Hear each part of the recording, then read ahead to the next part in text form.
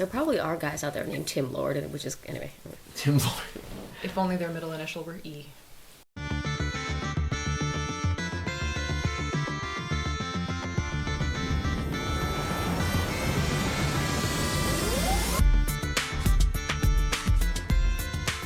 Hi, welcome to episode 2 of My Nerdy Year. We're just going to get right into this. With me, as always, is the lovely Lauren Bergher. Hi. Joining us from the Star Trek episode is Bridget Bowes. Good to be here. And joining us for this panel, she's a writer on Family Guy. She has also written the young adult books Duplicate and She's So Money. Please welcome Chevapravatdumrong. Hi. You can give a real, give an enthusiastic. Hey! There we go. Because we are here today to talk about Cherry's favorite thing in the universe. Yay! Oh. And it's my fault. No, it's okay. It is your fault. It's totally my fault. We'll get to that. Our fault. Our fault. Yeah. We are going to be talking about Doctor Who. Dun, dun, dun, dun, dun, dun, dun. All right. So, 2015 Doctor Who. So, real quick, I had never seen Doctor Who outside of the 1996. Yeah, Paul 1996. McGann. Yeah, Yeah. the TV movie Made for when I Fox was movie. a teenager, and I remembered almost nothing about it. I don't remember if I liked it, didn't like it, whatever. Then when Lauren and I started dating, she was like, "We should watch the show. I think you'll like it." And in a matter of no time, we had watched the entirety of New Who. We caught up right before the 50th anniversary. Actually, we knew that we were meant to be together because shortly into our relationship, Dan started explaining time travel logic to me. It was just one element of It was- logic. Yeah. Okay, but he started explaining time travel to me, and I cut him off and finished his explanation, and he looked at me and said, "Oh my God, you understand time travel." Yeah. And now we're getting married, so there's Now that. we're getting married. But in 2015, we went to our first Doctor Who convention, Gallifrey 1. You're welcome. Thank you. Yes, thank you, Bridget. It is the annual Los Angeles Doctor Who convention. It's huge. Last year's was number 27, right? They've been doing it for Correct. 27 It's years. the longest running Doctor Who convention in the world. And we had gone because we were friends with Bridget, and we had basically just missed the opportunity to go in 2014, and then we lucked out and got for 2015. Additionally, I work with Cherry, and I had become obsessed with Doctor Who through watching it with Lauren, and I said, I think you would like this show because Cherry likes TV. It's putting it very mildly. No other reason that you recommended it to me. You're just like, you like watching anything. I think it was just like I just because we'd worked right, together a obviously. year at that Yeah. point, and Yes. we'd talked about a lot of like different nerdy stuff, and I was True. like, Fact. we're watching this. Yes, big fact. And I did what is now the cliche thing and said to watch Blink first. Yeah, but I mean, Yeah. Shay for a reason. I disagree with that strategy. I but gotta say, I do. How do you get your? I gotta say, Are we the getting there? Verity podcast, who are fantastic, and if you don't listen to them, I very much recommend it. Just about a month ago, they did an episode about introducing people to Who, and they discussed the merits and the downsides of using Blink, and it was amazing because the conversation that they had was very similar to conversations that we've had. It's like, oh, it doesn't feature the Doctor enough. Oh, it's good because it's sort of a toe in the water. Long story short, my batting average is really high with that episode, so I stand by. It's a good way to introduce people to it, and that was what I recommended to Cherry, and that's when I started getting emails every single night. Oh my God, I can't believe this episode. Oh my God, I can't believe that Literally episode. a transcript of like watching somebody like fall in love. Like, Yeah. It's like I was just like, It and in was. all caps. I think this is pretty good. Yeah, no, it's good. Okay, I'm sort of intrigued, and it was like, oh my God, and it was like, oh my God, I watched like 6 in a row. Yeah. So that was our first Doctor Who convention. It was also the first convention I had ever gone to that was only for one specific thing. I'd been to Comic-Con a couple of times. I'd been to a gaming convention, but that sort of was the umbrella of things. But it was really interesting to go for one fandom. It was like you walk through the halls, you walk through the vendor hall, you go to panels, and you just know everyone here likes this one thing that I like too. And we can just be as absolutely nerdy about it as we want to. Like, And over the top. Yeah, and it was a great experience. And the ultimate experience of the 2015 Gallifrey was we were in the vendors hall. It was Lauren and Cherry and I. And we saw John Barrowman, who, as you probably know, or if you don't, he is Captain Jack Harkness. He's also on Arrow. He's awesome. So we saw him from across the way, and I was like, oh, it'd be really cool to meet him. And I was like, you know what? I'm just going to go for it. So we crossed the hall. People are following me. I say, I'm sorry to bother you. We work at Family Guy. If you ever want to come by and just like get a tour of the office or whatever, please feel free to. And he looks at me and he goes, shut up. I love Family Guy. And he just started gushing to us about it. And he ended up grabbing us to take a picture. We are at a convention to celebrate a show that he is a cast member of, where everyone else wants to go up to him and be like, can I get a picture? And he wraps his arms around us. And felt up Dan just a little bit. Just a little bit. It was... That sounds like him. I had feelings. There were feelings. No. He grabbed us for a picture. He was unbelievably nice about it. Right? He did He tweet did it. tweet it. And then in his big, interview for the convention, he was asked, if you could be part of any other franchise, because obviously he's part of two very big franchises. What would you want to do? And he said, oh, I'd love to be in an animated series. Family Guy. And Cherry and I were You in... screamed so freaking loud. Well, you and I were in a TV writing panel when it happened, and you were getting texts from one of your friends that it's like, Yeah. you guys just got a shout out in the Barrowman Right, but panel. he did it again, right? Because was like Yes. two He did it the things. next 'Cause, day. like, yeah. We missed the second day because we actually got... Oh, were you not there? Okay, we so got whoever sick. I was We got with. what I... Rock. Okay, Yeah, we got what I call conorrhea. It's when you get sick from going to You the got convention. sick. I yeah. stayed home to take care of And you. you did. She's very lovely. People call Let's it the be clear. con crud, but it's conorrhea to me. It's my own gross term for That it. is pretty gross. It is gross, It's but grosser. You decided to make it grosser. I made it my own, is what I did. It's like I'm good to given a choice. So we know how I got into Doctor Who. We know how Cherry got into Doctor Who. So I'm going to ask, we'll start with Lauren. How did you get into Doctor Who? I was homesick one day. This is going to be a common theme for this, isn't Yes, it? it is, apparently. Well, I was homesick, and this was when I was living in an apartment in Santa Monica, and I had nothing else to do, so I'm, like, channel surfing, and I come across... I still remember it was the David Tennant, like, final victory lap part of The End of Time. It was The End of Time, right? Yeah. Yeah, part the end of time. 2. It was the very end of it, and that was my intro. And then I went back and I watched every single episode up to that point, and then I started watching live with Matt Smith. But it's okay. David Tennant was solidified as my doctor. And Everyone has their doctor. We'll actually, that's down the list a little bit, but yeah, we'll get there.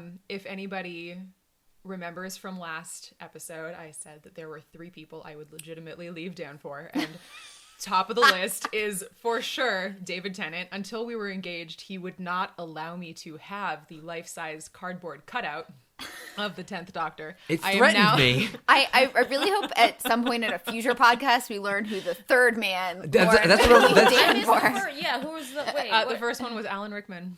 Okay, and you're not telling us the mysterious third one? I can. It's Joseph Gordon-Levitt. I don't think we would have gotten to him No, yeah, I naturally don't think over we the would. course of the topics, but all right, well, there you now go. we know. Yeah. If Yeah. any of You guys learned a three are lot. listening, Alan Rickman up there, I know you're listening.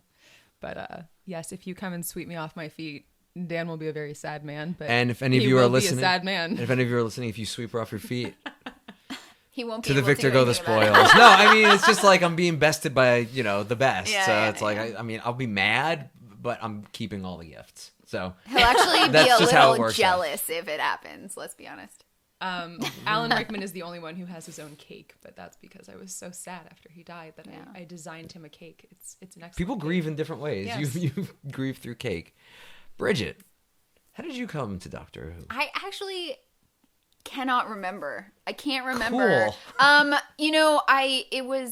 My uncle has always he's also my godfather, and we always really bonded over, we both are nerds for sci-fi and fantasy and that sort of stuff. And but I can't remember specifically when I got into it. I know it was, I can't remember. I think it was when I was in Florida, when I had just moved down to Orlando, and I didn't know anyone in the city. And I believe what happened was that he had legally sent me copies of the episodes. Of course, yeah. And so I just sat there, and I was going through a lot of TV at that time because I, again, didn't know anyone. And so I believe I caught up in the middle of David Tennant and started watching live. Did you start at the beginning? Or not the beginning, but I did, yeah. Rose, yeah. Yeah, again, I grew up on TOS Star Trek, so even though the first season didn't quite have the best production value, that never bothered me because I've always been into sci-fi. So yeah, I started from Christopher Eccleston, who I love. He was great, and yeah, it's funny that I can't really pinpoint the exact time, but I loved it from the first second I watched it. May I express to you right in this moment how absurdly jealous I am, because every single member of my family, except for my new brother-in-law, looks at me like I'm a freak. They don't understand my love of anything nerdy. Well, he's really the only one. My brother likes to claim that I'm a part of the Forever Alone Club because of my love of sci-fi. No, It's fine. you're not alone, and that is the point of this podcast. It is very obvious that nerds are attracted to their own. Yeah. Yes. And we find each other. yeah, We do. we do. We do. It's Oh, look at all us in the same room together. Guys. well, I mean, that's what. Not to like pat myself on the back or anything, because it's not. But it's like, but that's why I wanted to do this podcast. We're celebrating the things we like. We're not here to cast judgment. Although I was a little harsh on the Twilight fan base in the last episode. They sparkle. Why do they sparkle? But that's just it. It's like this whole point is a celebration, and that brings us back to Gallifrey. It was, it was amazing to see, because we'd gone to Comic-Con before. Actually, you hadn't been to Comic-Con yet. I had not been to Comic-Con. I'd been to Comic-Con before, and it's great. You see people walking down the halls, and it's like, oh, there's a Spider-Man, and there's, Captain Kirk, and it's like all the representations of fandom. But it was so overwhelming that first night at Galley, where it's very like, potent. Oh my God, it's like there are 8 clockwork androids from The Girl in the Fireplace. It's like, oh my God. And then when you've got life-size Daleks going by, and the really cute, remember the baby, it was like a stroller. Yeah. It was a motorized stroller, no less. Yeah.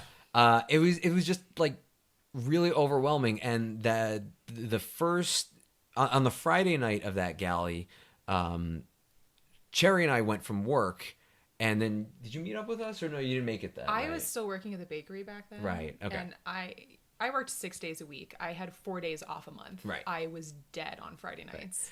So Cherry and I were there the first night, and we took about 12,000 pictures with the TARDIS and the interior. Yeah, it was the best. Yeah. Because it's like, it was the first time that I don't know about you, but I'd ever been anywhere near an actual, oh, look, here's a giant TARDIS. Let's go. That's awesome.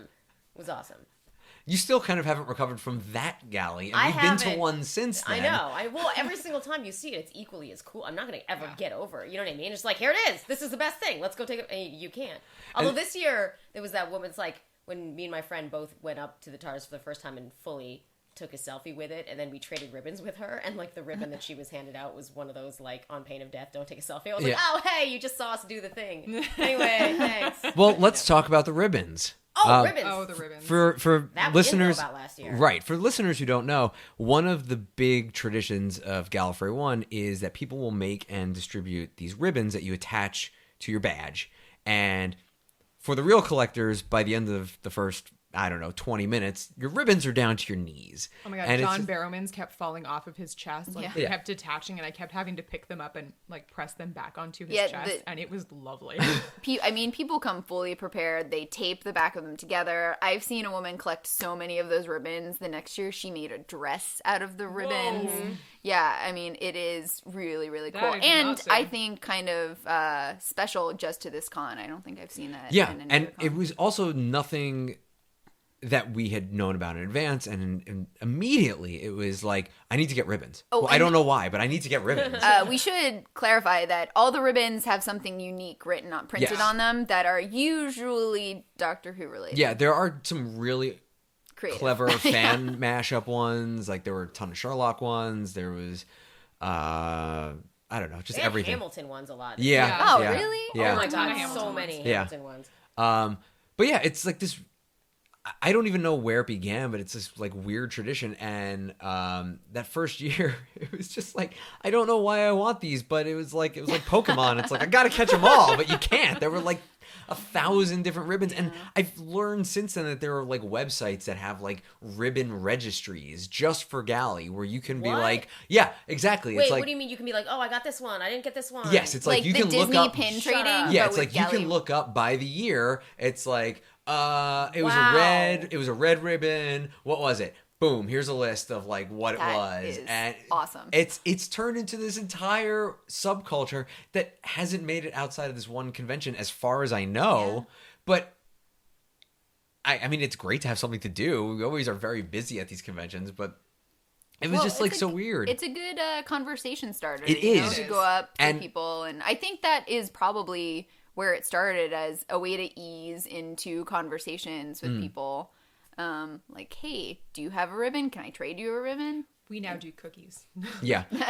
It's We true. went with over 400 cookies this year, and we're just But yeah, it's we'll actually talk more about Yeah. cookies during a future episode. yes.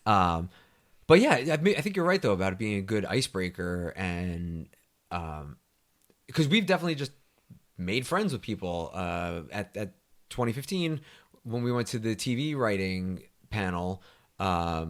Afterwards, we were just striking up conversations with different panelists, and ended up befriending this one writer who I then ran into at like 3 other events later in the year. I said, dude, I swear I am not stalking you. But I mean, we didn't have a ribbon exchange, but yeah, it's good. I mean, because it is like a sense of community, I suppose. And I don't know. Yeah, even just the fact that it's like all one thing instead of like Comic-Con or whatever, like you can at least walk up to anyone and be like, hey, I like your costume. Hey, that, you know what I mean? And they'll know exactly what you're talking about. I think that's the one thing about Gallifrey One that's also really special is they and there are positives and negatives to this, but they have stayed at the same location really for the past 10 years or so. And so even though it has grown, the convention has grown, it reached its capacity 3 years ago, and they easily could probably get 10,000 more people at these events, but they decide not to. And so you get the same people coming back year after year. And I know my uncle attended every year for a long time, and he had friends that he would only see at Galley. And that is the one thing that I think is really special about Doctor Who is it is for some reason, I think because it's a family-oriented show, it's a little more, has more fairy tale aspects to it, that it really does bond people over the show more than some other fandoms do. So. Is that why it's in its 52nd year now of existence? 53rd? No, it'll be 53 this Doctor Who? November. Yeah. It's like, do you think that that's part of the reason it has endured for as long as it has? Because when you look at other fandoms, a lot of fandoms and series that came around in the 50s, there's a nostalgic element to it, but like it hasn't really stayed in the mainstream, especially considering how mainstream Doctor Who is now. But do you think that is because not only were people who were watching it as a kid when it first aired are now able to introduce it to their kids and grandkids? Yeah, I think any story that has fairy tale-esque elements to it kind of is able to withstand the test of time more easily. But I think absolutely, to be able to sit down and watch the show with your whole family, don't have to be worried about what's going to show up, and know that it's going to be entertaining, that there's, great characters, great story development. I think that is what really helps Doctor Who stand the test of time. Yeah. It's going to sound weird. Gallifrey 1 changed my life. It allowed me to let loose a part of myself that I had spent so long trying to stuff into a little bottle and hide away from everybody. When I went to college, I was in Las Vegas and I was in hotels, and I was so straight-laced all the time. I was always worried about, what are people going to think of me? What if I make a wrong move? I didn't want the wrong thing getting back to the wrong people. So I was very guarded the entire time I lived there. And there's something about the Doctor Who community that just makes you feel so accepted and so warm. These people are never judgmental of anything. It's unlike anything I've ever seen. And it's unlike any fandom that I'm a part of aside from Doctor Who. You go to Comic-Con, people are a little judgmental. They are. It's true. Well, Comic-Con's its own beast. Well, we'll talk about that in the future. I know. episode. I'm trying not to get No, too it's much fine. into cons because I'm saving that Spoilers. for the next or as we talked about in our last episode, there was a divide for such a long time between Star Wars and Star Trek, and they butted heads a lot. But there's never anybody as accepting universally as a Doctor Who fan. But I think that's a testament to the character of the Doctor. And there was this fantastic Stephen Moffat quote about the Doctor and why we need him as a hero. And it's because they didn't give him weapons when they developed him. They gave him 2 hearts. And he's just this incredible, loving character. And they gave him a screwdriver so he can fix things. And I think that's why a lot of sci-fi people end up really invested in loving this show, is because we identify so much with wanting this character who just infinitely comes up with a solution that is peaceful, but no matter what the circumstances are, how dire they are, he somehow manages to think his way out of it.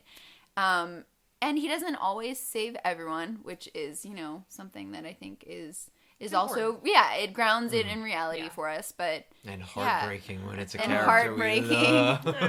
I know, but you can't have the happy without the sad. Yeah, you watch him make the tough choices. Like in Flatline, he's like, well, clearly there's no reasoning with you.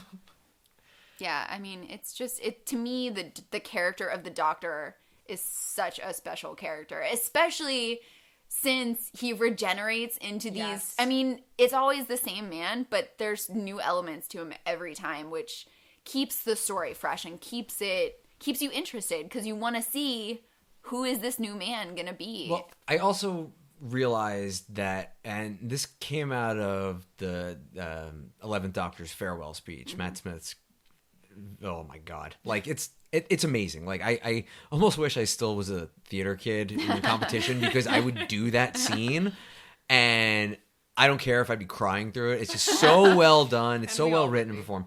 But, he talks about, it's like, it's good to move on just as long as you remember who you've been beforehand. And like, I don't want to sound like profound. It's because it's definitely not, but it's like, Very profound show. it is, but I also realized, like, looking back on my own life, it's like, yeah, I've been a different incarnation of myself at different periods of my life. And I'm basically at my 7th Doctor right now. It's like, it's like, if you really think about it, it's like, who are you in the little kid? Well, when you're a kid, you're kind of like still being formed. 1st Doctor. Elementary school, you start to have a little bit of an identity. And then it's like, each phase along the way, you carry yourself differently. You present yourself differently. You see the world differently. Reinvent yourself. You do. And, I hate to think that we only have 12 regenerations apiece, but it probably lends itself to like a lifetime lived. And I don't think that was an intention early on. And this is, Monday morning quarterback, now you can see it after the fact. But, there's something very true about that. And I think that's another reason that the show endures, because it's like, let's say you're in your 3rd Doctor right now. It's like, you could step away from the show for a while and you could rediscover it when you're in your 4th Doctor or your 5th or your 11th.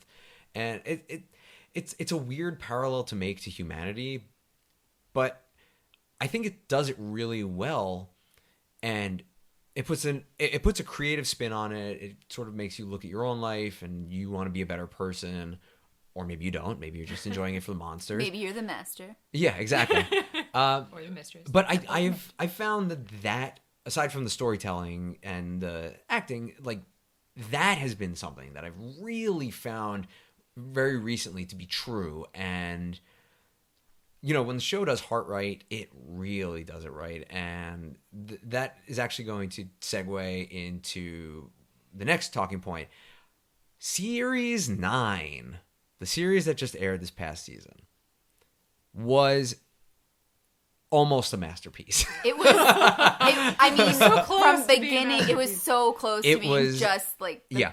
the best. I think The best. the Husbands of River Song, the Christmas episode, Oh my Oh, god! I watched it might- 3 Died. times it in a row. might be my favorite episode. I think you're right. was so it like good. vaulted into the top 10 instantly. Yeah. Like Top 3. and easily. look, I apologize if you're listening to this and you haven't seen it yet, but Go we're see gonna it. we're gonna But talk it's about okay. it. But Is that Yeah. even stop possible? this Like, podcast. Yeah. Stop Yeah, this yeah, podcast. yeah. Stop it. I Pause Go watch and go the watch it. episode. and then come back. Because we're going to talk about it, just because it was so good. First of all, it was probably the funniest episode Yes. they've ever done. Like, I was genuinely laughing, like really well written jokes in the beginning and everything like that. And then the scene when River, is talking about, who the doctor is when they're being captured, and she slowly comes to realize that it's this man standing next to him. You have to like And- watch that scene. It's like on her face the whole time, and then rewind and watch his face the whole my time.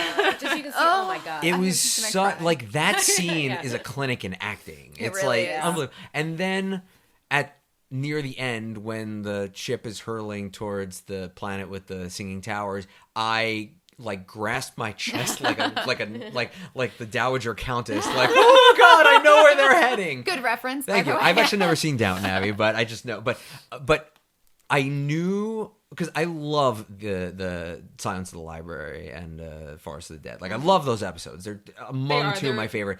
They are. And just knowing it well enough that when you say that we're heading towards the planet of the Singing Towers, which the name is escaping me at the moment, it's like, oh my god, this is the last River Song story, and that.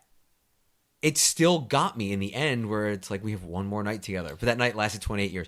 It The floored me. Yeah, and for me, that moment of pure happiness for the two of them, but also pure disappointment that we don't get to see Peter Capaldi play with River Song I know. a little bit more. I mean, the two of them were just, to me, the absolute perfection of Doctor and Dear Companion. listening BAFTA voters, for your consideration, the Husbands of River Song on behalf of my nerdy year. Yeah, it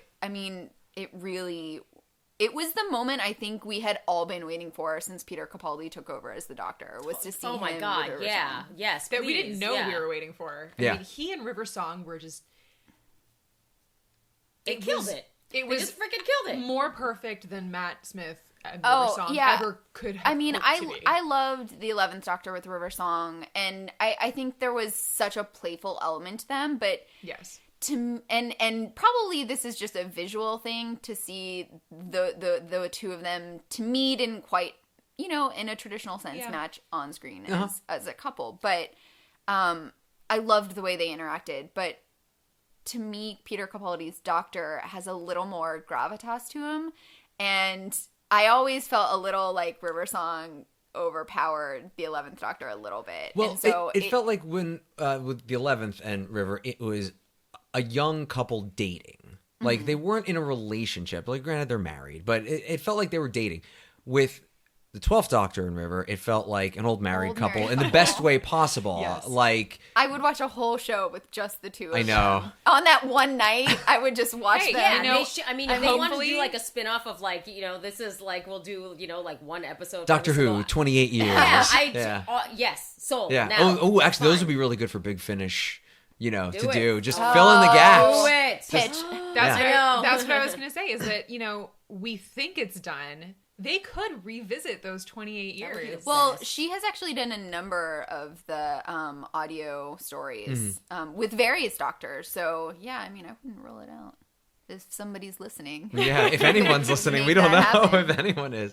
But yeah, but Series 9 was, let's just say it. There's one episode nobody likes, and we won't go into it because Actually, there were 2 episodes I didn't like. which is the other one? I can't remember the name of it, but I was Description a will do. little... Underwhelmed. I thought it was a little bit of a cop-out that Clara didn't die in. Really? Yeah.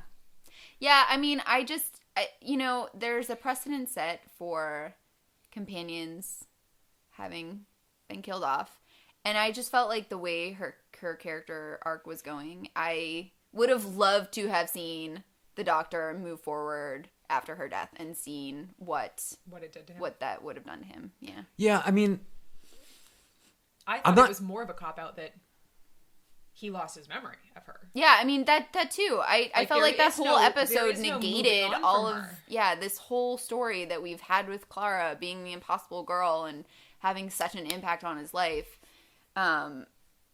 It to me was a little well, I mean, anticlimactic. Since he forgets her entire stay, he has just forgotten close to 2 billion years because of Heaven Sent. Yeah. With him trapped inside the confession dial. I was on the fence about if Clara should die or not, because I think if she did, it might send us back to the 8th series Doctor a little bit, where he was kind of a jerk. I mean, I gotta say, Series 8 is much better on second or third viewing. Absolutely. And he's totally gristly. But if he had lost Clara, I would have been afraid of what Series 10 would be, almost. It's like, would he be either stuck in his grief, or would he be just so angry? And I don't know, just the notion of her flying around in a 50s diner throughout the universe, that's I'm not like, mad at it. yeah, it's I'm like that I don't know. seems fine. It did what the Doctor has to do. He has to take a no-win situation and find a way to win, even if it's not ideal. I guess I could live with that, and I could also live with him losing her memories of her. But the fact that they had this full build up, and then Clara sacrifices herself, and then she dies, and then the next episode they're like, just kidding, she didn't really die. To be fair, she's not alive. Yeah, it's true. I mean, but yeah, there was no hand wave. Guess what? You're back her from the dead, or you are now. I'm using my regeneration on you so that you can not die. It wasn't that. Right. It was they found. There's a finite time that she's gonna be here, but so is the truth with all humans. So it is. But yeah, Series 9 was just fantastic. You came over and we had our little semi-premiere party, and just that first episode with running around with Missy was just so much fun. And that, I gotta say, almost every, because with just about every episode being a two-parter, almost every single cliffhanger, even though I knew it was gonna be resolved in the next episode, had me like punching at the walls, like, I need part 2 right now. Watching TV live is so hard.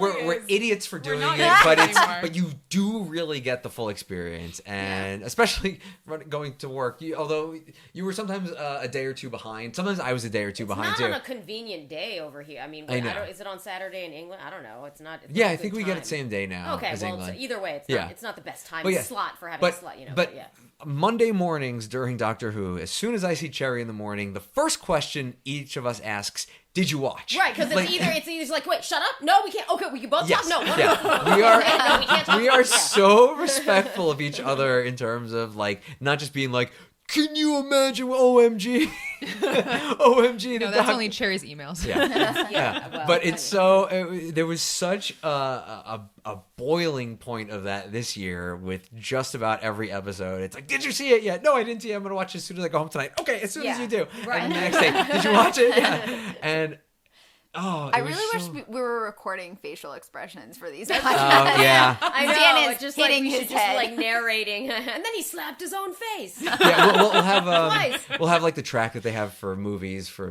visually impaired people. Exactly. Like, Dan got so excited that he slapped himself in the forehead.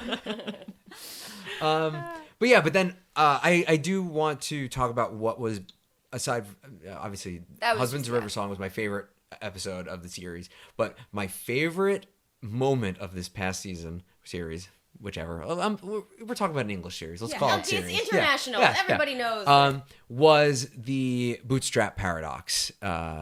Cold Open, where the 12th Doctor is talking about going back in time and meeting, oh my god, is it Mozart or Beethoven? I can't remember. It's Beethoven. It's Beethoven. Okay, yeah. Okay, and so for those of you who don't live with Dan, he has this thing, he tries to explain time travel to people who are not, him or me. And he inevitably just confuses them. There's a lot of drawing on Post-its with timelines and circles. Yes. It's very Wibbly Doc Brown. wobbly. Yeah, it's very Doc wibbly Brown. wobbly. He, as soon as he saw that, he's like, I just need to record that and put it on my phone and play that for people instead of trying to explain time travel. It was so obviously Peter Capaldi is an unbelievable actor, but that monologue was so well written that the combination of the two of them opened up a wormhole to my brain, and everyone saw what I'm constantly thinking about all the time, because I really, ever since I saw the first Back to the Future when I was about 10, I have been utterly obsessed with time travel. And the problem is, I think I have an understanding of it. And I try to talk to people about it, and it's different. I can talk to Lauren about it. They're holding hands. Yeah, sorry, descriptive We text are people. sickening. But it's hard to talk about the notion of bootstrap paradox or grandfather paradox or Any of this, really. technically, if you go back in time and change something, you're in a parallel universe because you can't affect your own past because reasons. Or the two different types of time travel, which is, sometimes you're in an alternate universe, but sometimes it all just resolves itself, and that was always the way it was going to happen. Yeah, it's basically it's either Back to the Future or Terminator. Those are the two you can basically explain it to. Whoa, let's not use Terminator as an example. No, the original Terminator. Oh, the original. Yeah. Oh, okay. It's John Connor in the future sends Kyle Reese back in Gotcha. time to be his father. The question is, when was the first time that he sent Right, him back? No, right, he right. always did. It's a closed loop circle. You can also use Futurama. and Yes. How Fry is his own grandfather. Yeah.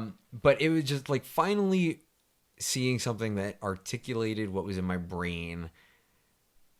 Oh, it's just I'm gonna do the kissing my fingers, the mwah. It's just perfect. Yeah. It was just so good. It was one of the best and openings it in was like a any cherry on top. Not this cherry, but Hey. it was a cherry on top of what was such an amazing series. But I want to know we've already talked about the Christmas special, but like, what were standout moments for you? Because I feel like there were so many standout moments during this Electric past series. guitar. Oh yeah. Oh my god. Done. I mean, if we can't talk about the Christmas special, like No, we can. I know, but okay, we've but already just had. aside from that whole thing, yeah.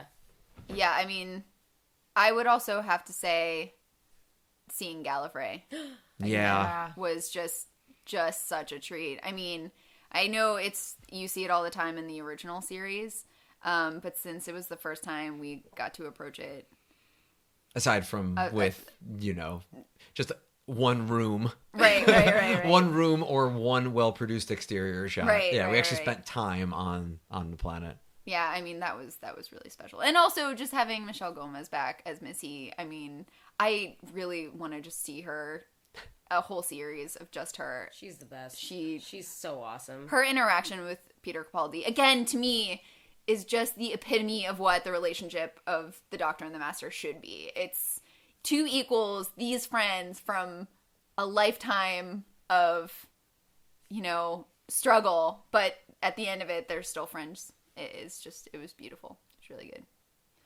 My favorite part was actually Maisie Williams. Oh, yeah, amazing. There was the anticipation. Oh my God, who is she going to be? I, for the longest time, thought she was going to be Jenny, the Doctor's daughter. Yeah. I think a lot of people hoped that. Huh. Oh, interesting. She's there, busy being married to David Tennant. I love history so much that if I could, I would just open up a rift in time, step back like 1,000 years, and then just live it through the long way if I could never age. And so Maisie Williams' character was doing that. And it's something that I would love to do in life. And so it was such a cool concept of, being able to live through all of that. And she wasn't particularly happy about it, but it's something that I would love to do. And in my wildest fantasies, I like to imagine that someday I could. Plus, then you get to be on Game of Thrones also. Wait, can I also go back and say that one of my favorite moments was the episode where the Doctor saves Davros? Yeah. Oh, that was a good one. Where he sees him as a little kid, and we go through the whole spectrum. Yeah, people were down on that one for being not as like lively as the previous one, but that is That like, one was cerebral. yeah, that one is you, sir, are my greatest foe. Let's talk. And that actually, now that I'm saying that out loud, also with the Zygon two-parter, Yes. which God. was like, okay, BAFTA people, that's actually the episode. Yes. Okay, Because that's you know what? the That's one. That is the speech that will solve the Middle East right there. Well, no, nothing will do that. But yeah, no, that was sorry, honey. I can dream. Yeah. Yeah, but it was the scenes with Davros were amazing because it's like understanding of your enemy. I mean, yes, he double crossed him in the end, but you know, he's a bad guy in a children's show. Of course, he's going to do that. But you know, for the Doctor to show compassion, and you know, it kind of got over some of the hurdles that I felt Series 8 had. It was like I really liked the different take on the Doctor in starting with Series 8, but he was hard to love. I mean, Yeah. it was by design, of course. But there were still lots of elements of that throughout Series 9 too. But it was just like an amazing moment. It's like this old man who's embraced his own death, and I'm saying that out loud, and it actually stands for both of the men in that room at that point, because the Doctor has just come off of his guitar playing victory tour, and also Davros is, you know, he's at the end of his life, and it's just like an amazing moment. And then I'm gonna back into the Zygon episode. The speech over the Osgood boxes is just it was spine tingling. Like I will admit, in part one of that two-parter, it was a little hard to follow the conflict at first, because it was like you're trying to figure out who's a Zygon, who's not, who are these other factions of it. You're playing catch up from stuff from the 50th, but again, a lot of times this season, the second episode slowed things down a little bit. You had the manic, you know, the Doctor is running in part one, which is, you know, that's what New Who is. The Doctor is running. You know, it's amazing that David Tennant was able to wear those Converse as well as he could, because those things have no arch support. I know. I think that every time I wear my Converses. Yeah. How did he do this? But the second episode kind of slowed down and allowed you to really digest the first part and just finish with such a, you know, with such a bang. It was just like, dear God. It's like, I know Moffat's off writing Sherlock. How is he doing this? Like, yeah, it's crazy. Yeah, I mean, just talking about this is making me want to go back and rewatch the whole season tonight. Well, that's my one episode. Yeah, but that's hopefully, you know. I mean, trying to inspire. I totally agree, though. I was so excited when they announced Peter Capaldi as the Doctor, and then last season, you kind of didn't know what to expect from him. I mean, I think that's the one thing about the Doctor is, I don't want to say he's predictable, but you kind of always... There's a formula. Yeah. And he broke that formula. And so I think it was good because it helped the audience kind of recover from Matt Smith, who I think, let's be honest, there was a lot of fangirling over Matt Smith. So, a little bit. Yeah, a little bit. But this season for me, I mean, it made Peter Capaldi up there with my favorite literally Doctor. A rock star. Yeah, I mean, he kind of is what you always envision as the Doctor in human form. Now, have you watched any of the Classic Who? You've watched some of it, I have watched some of the Classic Who, yeah. And I've heard the comparison made that his Doctor is closer to classic portrayals of the Doctor. Do you think that's a fair statement, or is it natural evolution of like New Who? That's funny. I guess I haven't heard that, but I also as I watch Doctor Who, I don't know that I really ever compare the Doctors. Mm-hmm. I feel like they all have their own feel. They all have their own strengths. I think the only reason people think he is closer to the classic is he's closer to the age of the classic Doctors. But to me, the Doctor is a journey, and so I compare Doctors all the time. Really? I love that meme of, you know, the 9th Doctor is the tiger, the 10th Doctor is Tigger, and the 11th Doctor is the cat who jumps off the couch and catches his claw and then says, "I meant to do that." Well, yeah, I mean, you can compare them to other things, but to me, it's all one man. So it's just the journey of it. I don't know that I would necessarily compare him to the classic Doctors, but that's just me. Yeah. Maybe am I the only one? Haven't seen classics, so I can't, you know. Well, I mean, I watched the one with the Aztecs. Okay, that was, I think, the only one I've seen.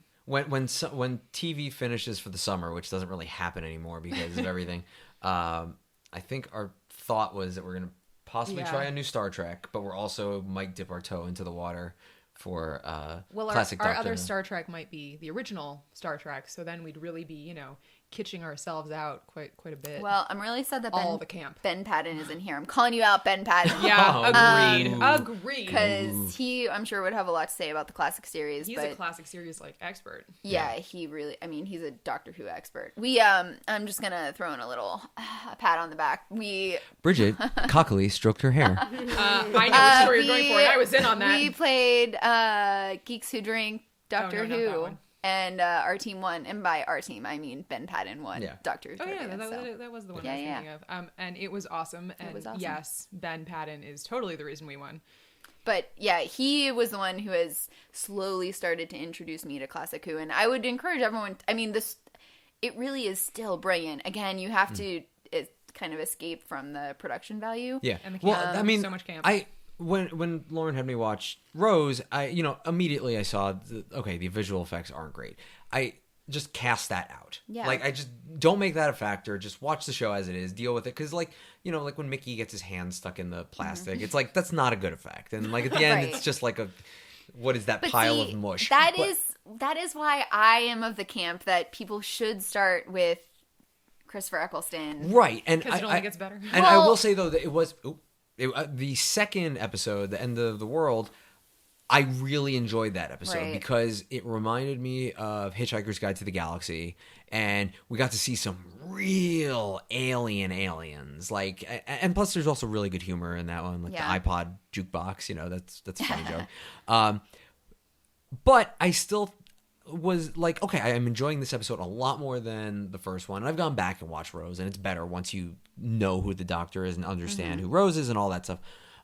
But it kind of took me until The Empty Child and the Doctor Dances to be like, all right, I think I'm a fan of this show. And like I stuck with it. And like I still enjoyed the episodes up to it, like the Dickens episode. And like, it's like there's some hurdles there to be done in some of those early episodes, but that was the one that really like, okay, it's got its claws in me, and everybody lives. Yeah, and then of course by the time Eccleston says goodbye, you're like, and Tennant appears. You're like, who is this pretender? This man is not the Doctor. And it took me a few episodes, as it does, to get to. Yeah, it's funny because Doctor Who fans are like the least able to evolve, and this show is the worst for those people. Yeah, it forces you to cycle. in like an immediate, like you're hit by a truck. It's like new guy. Oh, I still remember the first time I saw the 11th Hour, and I was like, "Who is this person? This episode sucks. I don't like this." And now I go back, and it's one of my favorites. This is such a mean thing to say. I couldn't get over Matt Smith's face because it looked like he looked like a man wearing a David Tennant mask. Like because like they have very similar features and like I don't know it was something it was about almost like his mask had melted. Yeah, it was like his mask had melted and gotten deformed. Like, well, I sat on the radiator for too long. And I think I warmed up to Matt Smith faster because by that point I'd already had you had gone through the cycle of loving and hating doctors and then loving them and then hating the new one again. I think it took a lot of people a long time to get over Matt Smith's face. Sorry, Matt Smith. Really? I feel like he immediately. His girlfriend is hot. He isn't. All good. I feel like he was instantly popular, and I feel like a lot of people are of the camp that you should start with the 11th Hour because it was that's like the probably next most. I've tried it twice. I tried it with my sister, and she fell asleep, but she was very tired, so I don't. Whatever. And then our friend Chris, who will be in later episodes, we showed that to him because we had the debate, should we show him Blink? Yeah. And I was kind of... Wait, Blink or the 11th Hour, and then you went 11th Hour? And then yes, I also kind of didn't want to watch Blink again because I just showed it to like 3 other people, and I just watched it so many times. I was like, I just want to watch a different episode. I haven't watched the 11th Hour in a while. And he ended up really enjoying it. He hasn't like watched the whole series or anything yet. But he's been very busy. He's been very busy. We'll talk with him in the future. Yes. But see, that is why I feel like Rose is such a good pilot. I mean, if you can get them past the cheesy effects. But Rose, the character, was written for introducing new people to Doctor Who. I mean, basically for the first 2 seasons of the show, we are Rose. We see the Doctor through her eyes. And so to skip over that, I feel like is kind of cheating the fans out of learning the Doctor as this person, as this character. To some extent, because the production value is so low, if somebody is completely new to Doctor Who, all they're going to see in Rose is, what is this? Like, why are there moving mannequins? This is weird. It's also a lot to digest immediately because, again, I'd seen the 1996 movie, but I didn't remember anything about it. The only thing I remembered was that he had 2 hearts and that there was an atomic clock. Have you gone back and rewatched it? No, I haven't, and I'm a little scared to. No, I love it, Paul McGann. But you're the best. I was also playing catch up because you're watching the first episode, you're learning who the Doctor is, you're learning who Rose is. I didn't realize that Jackie was Rose's mother. I thought she was just her roommate. It took me like an episode or 2 to realize, oh, wait, no, it's her mom. Wait, okay. I don't know. Maybe I'm just stupid. That may be your fault. That's just you. No, but then he's also dropping hints about the Time War. I'm like, wait, is this something that I'm supposed to have known about? And, sometimes it's a lot. It's a lot. You meet the man, he's running. He runs a lot. And you're playing catch up, but I thought maybe I was missing, like, not having watched Classic Who. I didn't know if the Time War was something from that. And that's sort of why I'm in the camp of Blink is a great one because it's right. you agree to disagree. Of course, but you sort of explain what the notion of the Doctor is without seeing him. You're seeing him through the eyes of people who have never experienced anything of this supernatural nature before. And that's why I really like following Sally. And I totally understand that. I just feel like Blink isn't a great representation of what the show actually is. It's not, as a but whole. It's a good hook. Yeah. I actually prefer, I have to gauge the person that I'm introducing. One of my best friends, his name is Matt. I introduced him with the Christmas Invasion, and he was hooked. And now he has seen every episode of Doctor Who. Which is, again, strange, though, because the Doctor's not really in it that much. It's a weird parallel to Blink in that way. However, he's in it more than he is in Blink, and when he makes that entrance, it's an entrance. Yeah, like, I mean, you really get that, okay, this is the hero of the show, and he's gonna come in and save the day. And he just swoops in, and he makes everything okay again. He's like, oh, this thing you're all worried about? Psh, that's nothing. And he's not a ginger. No. Okay, that actually will tie into. I wanted to just do this quick because we're running out of time. Oh, I'm sorry. Go ahead. And then my friend Siri, she loves Jane Austen, so I introduced her with Girl in the Fireplace, and she loved that episode. And then there are the people who need Blink, and then there are the people who are best introduced with the 11th Hour. But really, you should tailor it to the person. You were saying. Oh, by the way, all very similar points can be made in that Verity podcast I was referencing earlier. I really do recommend it if you are a fan and want to get your friends into it. They had some really good insight. They actually said almost exactly that. One of their cast members, she has like a supernatural ability to find exactly what the right episode is for the person. It was a really good listen. Dan and I, we both introduce a lot of people. I have the higher rate of success, but Dan trumps me because he got Dan Cherry. Dan is making a funny face. but Dan brought Cherry, and the level of Cherry's fandomness is just trumps everybody I've ever found. Well, okay, that's a good. I want to know that because like say does it count as like a success if like you get somebody into it and they're like, oh yeah, no, it's pretty good, and then they watch like maybe like like whatever series. No, two I series gauge and then it. are out, or do you need it to be like, no, I need to translate them into what you know what I mean? Like, what's the level? Like, what for me? A success is somebody who then is going to go and watch the episodes on their own. Oh yeah. I'm trying not to swear, but okay. Yeah. But I've sailed through that. I think that's part of the problem, though, which is you have to accept that not everybody is going to love the show. But it's true. But for Doctor Who fans, it is a little incomprehensible. The people who don't, how do you not love this thing I love? People get so passionate, and it's so enveloping, and. So yeah, there's this little disconnect how do these people not want to watch every single episode and read all the things? I think I have tried to introduce maybe 20 to 30 people to Doctor Who, and maybe 15 to 20 of those have been successful. Meaning after my intervention, they have then gone and watched Doctor Who on their own. To me, that's a success. And now they watch it. And now they watch it. And yeah. Cherry, you are my greatest success. So, like I said, I have oh my more. God, let's congratulate each each other. I have more converts, but he has you. What? I don't. Well, that's what I was like. What does that mean? Well, okay, hold on. Wait. I will say, to be fair, you converted me. I did convert him. that No, it's like. So Like, I haven't- kind of You are converted not her Sharon. greatest success. I'm not. I've only been in the fandom. It's not even 3 years yet. I've been to 2 conventions and I'm hosting a podcast Isn't it? about Hey, it. By the Matt's way, been yeah, watching- That's the thing. It's like if you actually like look at the calendar of like how fast all of it happened. It's Yeah. just like what staggering, everyone's yeah. killing it. Yeah. Well, Matt Lawless, hi Matt. Matt's one of my oldest friends. I got him into Doctor Who after I got Dan into Doctor Who, and he now, will send me memes and gifs and things like that, just because he loves Doctor Who now. He is also a doctor, like for real. Yeah. And he drove cross country, and I said, dude, bring a sonic screwdriver with you. You're gonna be in a new town every night. You get to play the doctor. Matt's awesome. We love Matt. Shout out Matt. Hi Matt. So we're actually Yeah, we're go. getting close towards the end of the podcast, and we are going to end each of these, just like I said in the last one, with the big question. Dun dun dun. Dun, dun, dun. So this episode's the big question is: you are a Time Lord about to die. What is your next regeneration?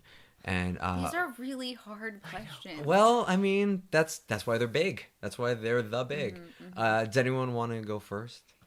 Is it bad if I didn't think it was a hard question? Oh, No, go for it. Go okay. first. Yeah. No, well, just you know why? Here's why. I literally wait. Am I allowed to say that like you emailed us the question? Yeah, you emailed the question. Yeah. Okay. I literally looked at email- Full disclosure. These questions are so big. I had to give them to the panelists No, ahead but of time. literally, you emailed me in advance, and the first thing I thought, which is what I would have said, I was like, oh, I would turn into David Tennant, because if he was obsessed enough with himself to be himself again, then I can do it, because I'm definitely more obsessed with him than he is with himself. Well, so, Amen I'm to don't that. even just say I can't do it, because I'm doing it. No, I'm like, gonna say sorry, I'm like pointing my notes angrily right at him. here. What did you? Was that for me? If you go to our Twitter or Instagram or webpage, you'll see a picture of me. I do not have hair. So I would want to regenerate into someone with hair, and then I also wanted to regenerate Would you into someone be a ginger? taller. Oh. Well, I basically said because I want hair and I Wait, want to you be just- taller, that I would regenerate into David Tennant. I actually wrote that down right here. Yeah. Also, I think Lauren would really appreciate that, So as much. we know So much. from what we've learned from this podcast. Just So, being a good husband there. so I guess I would regenerate. If not David Tennant, I think I would go the complete opposite end of the spectrum, and I would want to regenerate into like a really alien kind of doctor, interesting. because we've never seen that. Like we didn't get to it because we didn't have time this time, and Bridget and I have had this conversation plenty of times. It's like the notion of a female doctor, or even like an asexual, like a gender neutral doctor. Like I think that opens up good storytelling opportunities. We're not going to go into it now. There've been enough discussions about it, but like a really alien doctor, that's something that they would never do. Wait, you first mean of all, alien as in like not a humanoid form? Yeah. but Correct. like Yeah. What? Yeah. But at the Do same that? time, Time Lords do all look like humans. Yeah. So is it a Do- Do requirement? they? then? Do we know that? we don't know that. We don't know. All the ones we have seen. And when they're kids, they're looking like people. I don't know. Aren't they just kind of bored? Aren't Do they we want like to bring sort up of- the loom at this point? No, we probably shouldn't. Oh, what's that? Oh gosh, edit that before you post it. No, okay. Oh, is there? I It's don't from the classic series. That's Oh fine. God! See, okay, That's I fine. don't know anything. Who would you regenerate into? I don't want you to change. Who are you going to regenerate into? Am I regenerating from who I am now? Yes, you are a Time Lord.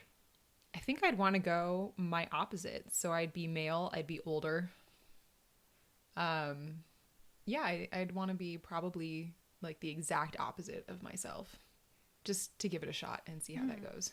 And if you don't like it, you just, Knife to the heart. knife to the and- heart, knife to one of the hearts, and all right, No, we'll knife try to- again. Two Can knives. they do that? Like, if they just decide they're like, oh, this one didn't turn out. You like, ca- let's you- just, I do mean, I don't they know whether shake- you do- want to waste Can they one. shake themselves like an Etch-a-Sketch? No, Is what you're no, saying? I'm saying it's like this one didn't turn out. Oh man, oh, I wish I were a ginger. I'm just gonna commit suicide. Well, apparently And- there are potions that can cause regeneration. Yeah, so- well, no, it guided it. It didn't cause it. Right. It Well, steered right. him in the direction that he needed to go. That's true. Yeah.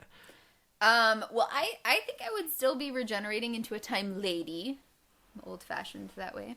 And I think I would regenerate into maybe actually a younger form, but because now I have all of this knowledge and experience of my life, and so I could kind of relive my younger years, but with Are we talking like more Time knowledge. Babies? Not Time Babies, maybe, but like like a Muppet time. Babies. maybe I might totally watch that. Like, maybe like my early 20s, and then really, I feel like I would always want to go back and be younger but have the knowledge that I have now. So I guess regeneration would be like the ultimate like night cream. It's like I don't need to worry about any of that stuff. I'll just die and just become younger. Oops, went too old. Knives to the heart. you only get 12 of them, Dan. Well, I'm just unless so unless you curious. ask nicely. I would be so Nicely. curious to see how the world treats me as a man.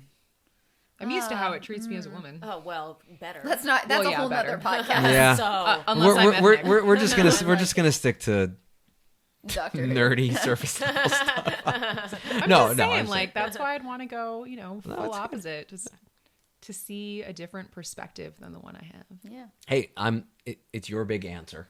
Okay, I can't take that away from you. Yeah. You can never take anything away from me, and soon I shall have the contract that says it. Whoa. We're gonna edit that part. With that, on that weird end note,